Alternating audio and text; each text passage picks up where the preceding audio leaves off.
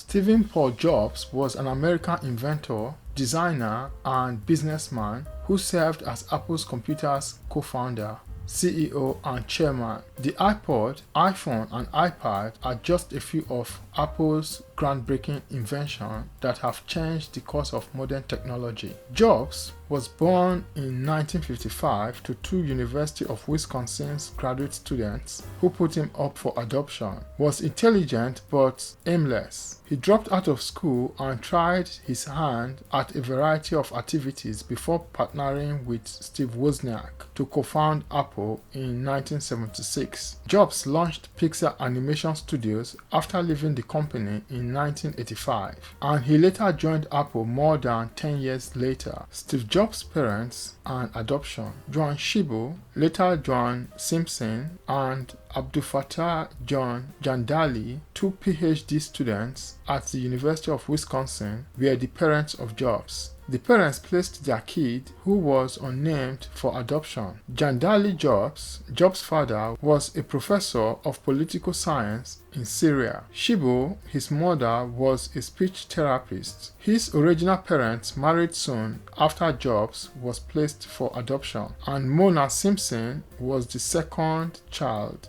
Jobs was not able to learn more about his biological parents until he was 27 years old.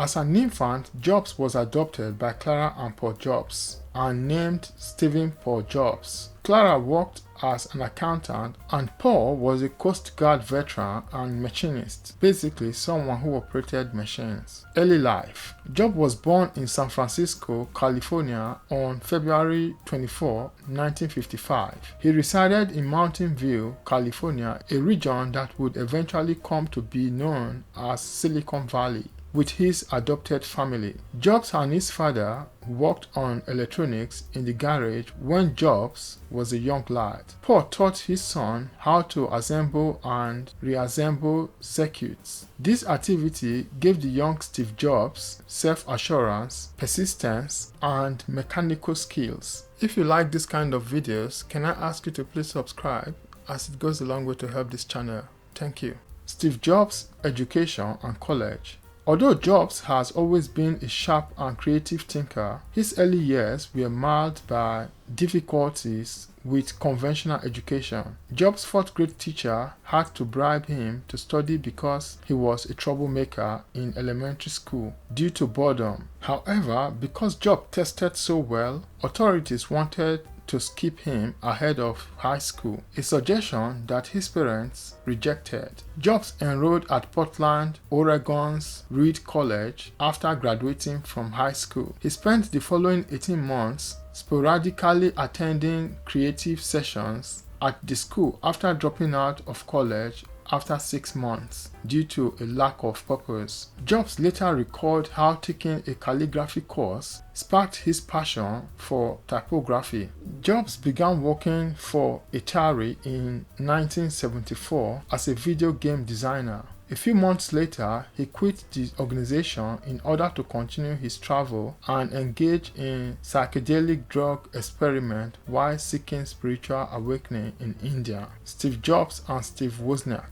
Jobs first met Wozniak, his future business partner and co-founder of Apple Computer, when they were both students at Homestead High School. Wozniak was then a student of the University of California, Berkeley. "We both love technology, especially the method we used to connect digital chips," Wozniak remarked in a 2007 interview with PC World, explaining why he and Jobs got along so well. In those days, especially, very few people were aware of what chips were, how they operated, and what they were capable of. We maintained shared interests despite the fact that we both tended to approach things in the world with quite separate attitude. Founding Apple and leaving Apple Computer. In the Jobs family garage, at the age of just 21, Jobs and Wozniak founded Apple Computer. Jobs sold his Volkswagen bus, and Wozniak sold his prized scientific calculator to support their business venture. With Apple, Jobs and Wozniak are credited with democratizing technology, making devices smaller less expensive, user-friendly, and available to regular consumers. Wozniak conceived of a series of user-friendly personal computers, and with Jobs in charge of marketing, Apple initially marketed the computers for $666.66 each, and it earned the corporation around $774,000. 3 years later, the release of Apple's second model, the Apple II, the company's sales increased by 700% to $139 million. In 1980, Apple Computers became a publicly traded company with a market value of $1.2 billion by the end of its very first day of trading. Jobs looked to marketing expert Job Scully of Pepsi-Cola to take over the role of CEO for Apple. But Apple's subsequent products all had serious design problems, which led to recall and unhappy customers. Sales of IBM abruptly overtook those of Apple, forcing Apple to contend with a business environment dominated by IBM PCs. Apple introduced the Macintosh in 1984 and promoted it as a component of a passionate, youthful, and creative countercultural lifestyle. Although the Macintosh had good sales and performed better than IBM PCs, it was still not an IBM compatible product. The leaders of the firm started to phase out Jobs because Scully thought he was harming Apple. Jobs was forced into a more marginalized role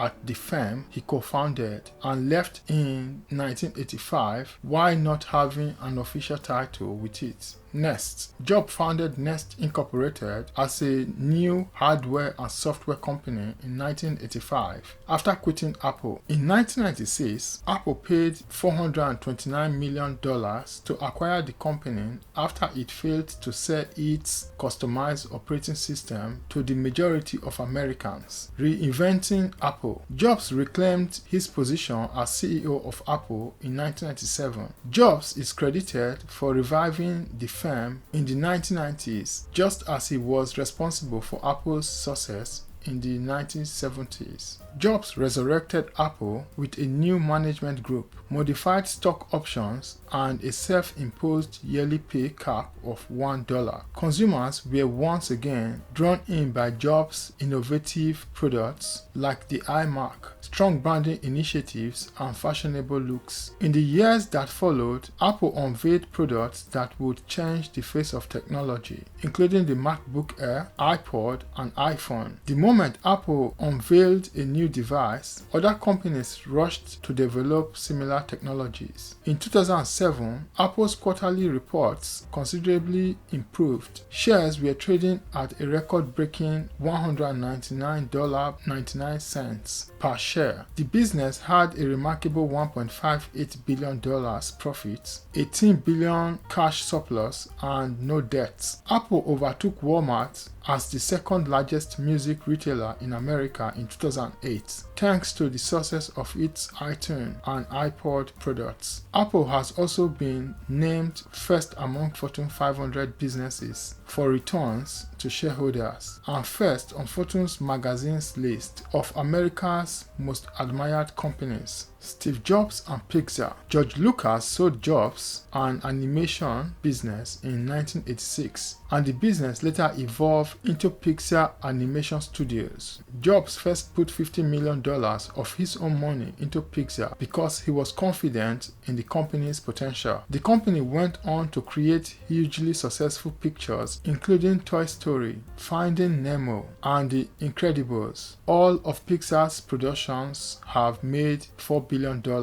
Walt Disney and the studio combined in 2006, becoming Jobs Disney's biggest shareholder. The majority of Jobs' net worth, according to a 2011 Forbes estimate, was between $6.5 billion and $7 billion at as a result of his 2006 sale of Pixar to the Walt Disney Company. However, Jobs' net worth would have been an astounding $36 billion had he not sold his Apple shares in 1985, the year he left the organization he established and oversaw for nearly 10 years. Wife and children. On March 18, 1991, Jobs and Lauren Powell got hitched. Powell was an MBA student at Stanford Business School when the two first crossed paths. Along with their 3 children, Reed, Erin, and Eve, they shared a home in Palo Alto, California. In 1978, while he was 23 years old and dating Chrisanne Brennan, Jobs also gave birth to a daughter named Lisa. In court records, he claimed he was not the father of his daughter and that he was sterile. In her 2018 book, Small Fry, Lisa Brennan Jobs wrote about her youth and friendship with Jobs. According to Lisa, DNA tests showed that she and Jobs were a match in 1980, at which point he had to start paying child support to her mother, who was struggling to make ends meet. Till she was 7 years